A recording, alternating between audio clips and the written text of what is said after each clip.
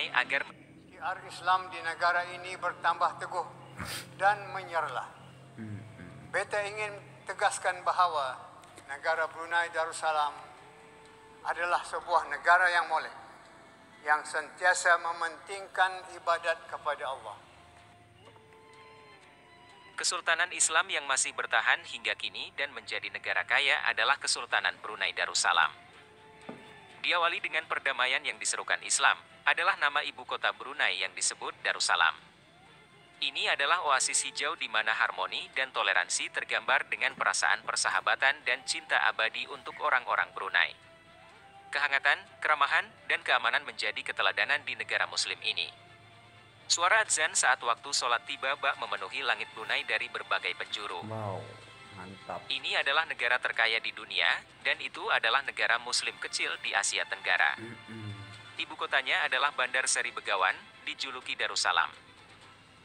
Namun keputusan Brunei untuk menerapkan hukum pidana Islam tentu tidak lepas dari kritik dunia barat seperti 2014 silam, dan media-media internasional juga memberitakan adanya ancaman boikot dari para selebritis Hollywood terhadap jaringan The Beverly Hills Hotel yang dimiliki Sultan Hasan al-Bolkiah.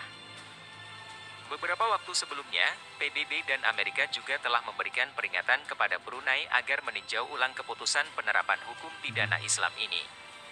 Kesemuanya itu didasarkan pada alasan bahwa hukum pidana Islam dianggap bertentangan dengan nilai-nilai hak asasi manusia atau yang disebut dengan HAM. Tentu, HAM yang dimaksud oleh Barat adalah HAM berdasarkan perspektif mereka. Iya, betul. Kesalahan Barat selama ini adalah memaksakan ide-ide mereka agar menjadi ide global dan harus diikuti oleh seluruh dunia, termasuk masalah HAM ini. Padahal, jika mau ditilik lebih dalam, HAM Barat memiliki banyak perbedaan dengan HAM dalam Islam. Wahai orang-orang yang beriman, jika sekiranya kamu menolong agama Allah, niscaya Allah akan menolong dan membela kamu untuk mencapai kemenangan, serta menetapkan pendirian kamu dalam membela kebenaran. HAM Barat lebih menitik beratkan pada sisi-sisi kebinatangan manusia, seperti kebebasan seks dengan siapa saja, termasuk sesama jenis. Ini terbukti dengan bentuk keberatan yang paling dipermasalahkan oleh AS dan PBB adalah hukuman rajam bagi pezinah, pelaku homoseksual dan sodomi. Islam memandang manusia sebagai makhluk terbaik ciptaan Tuhan. Sebagai makhluk terbaik, manusia diberikan hak-hak yang tidak diberikan oleh makhluk-makhluk lainnya, sebagaimana yang telah Allah firmankan dalam surat Al-Isra. Makhluk-makhluk yang lain mungkin hanya diberi hak hidup saja, tapi manusia diberi hak hidup, hak berpikir, hak beragama, hak memiliki, dan hak untuk memanfaatkan dan mengeksplorasi alam untuk kepentingan mereka. Seperti itulah manusia. Dengan hak yang sedemikian istimewa, maka manusia harus mempunyai satu sistem untuk menjaga dan memeliharanya. Hukum Islam ditetapkan bukan untuk menyiksa manusia, hukuman yang tegas dimaksudkan untuk memberikan efek jera kepada pelaku dan ketakutan kepada orang lain. Iya, betul. Dengan efek jera tersebut, maka diharapkan akan lahir ketenangan dan rasa aman antar para anggota masyarakat. Dari sinilah landasan awal lahirnya kehidupan bermasyarakat yang aman, damai, sentosa dan sejahtera.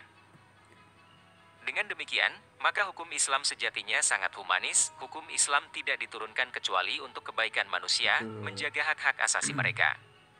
Hak beragama, hak berpikir, hak berketurunan, hak hidup, dan hak kepemilikan. Selama ini, yang sering dipersepsikan sebagai contoh negara yang menerapkan hukum Islam secara penuh adalah Saudi Arabia. Namun, Saudi yang mengikuti mazhab fikih Hambali dan mazhab akidah Wahabi memberikan stigma sebagai negara yang kaku dan rigid. Aneh ya. Disadari atau tidak, kondisi ini menimbulkan suatu pemikiran bahwa seperti itulah jika hukum Islam ditegakkan di suatu negara. Sehingga ada kesan, hukum Islam dipersepsikan sebagai sebuah hukum yang sadis dan ganas. Sedikit-sedikit serba haram, bidah atau potong tangan. Belum lagi letak geografi Saudi yang berada di kawasan Timur Tengah, di mana berdekatan dengan sumber-sumber konflik global seperti Palestina, Irak, Suriah, dan Mesir, memberikan persepsi bahwa ajaran Islam seakan-akan jauh dari nilai-nilai perdamaian. Tentu ini berbeda dengan Brunei Darussalam. Brunei mengikuti mazhab fikih Syafi'i yang terkenal sangat lentur dan adaptif terhadap adat istiadat dan kemaslahatan setempat. Mazhab akidah yang diikuti Brunei juga Asy'ari yang cukup terbuka dengan penalaran akal. Belum lagi, letak geografis Brunei yang berada di Asia Tenggara dengan tradisi Melayunya dicitrakan sebagai bangsa yang ramah, damai dan jauh dari zona konflik global. Ya. Dari sinilah penerapan Brunei hukum itu nggak Islam pernah di Brunei konflik ya. bisa menjadi pertaruhan bagi masa depan hukum Islam. Jika berhasil membawa kemajuan, keadilan, keamanan dan kesejahteraan, maka Brunei bisa menjadi alternatif baru bentuk negara Islam selain Saudi Arabia atau Pakistan yang sering bergejolak. Jauh dari zona konflik global memberikan peluang bagi Brunei untuk mensinergikan ajaran-ajaran Islam dan nilai-nilai kedamaian. Jika berhasil, Brunei akan menjadi prototipe baru bagi penerapan hukum Islam di era modern ini. Ya. Dan itu bisa jadi akan menarik perhatian negara-negara Islam lain untuk mengikutinya.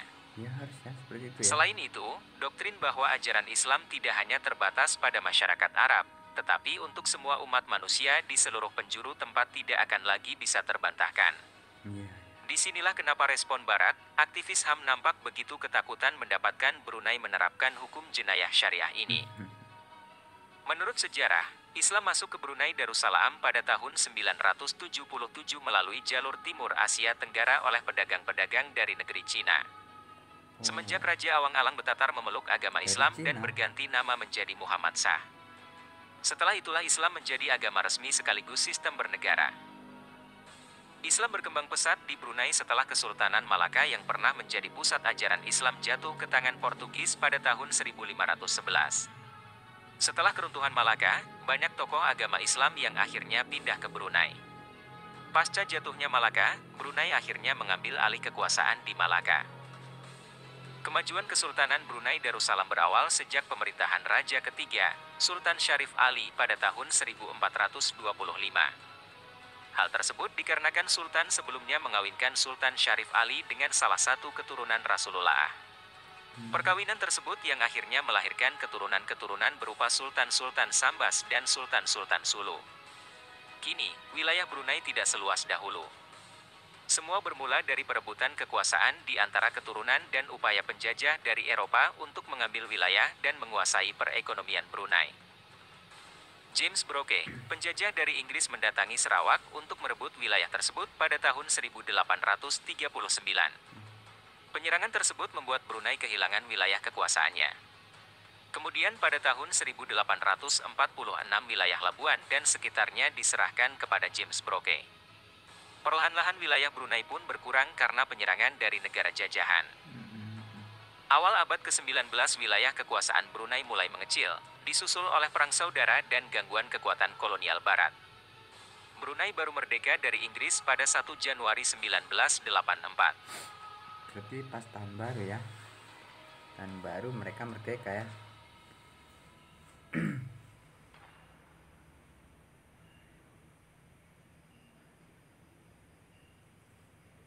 Oke.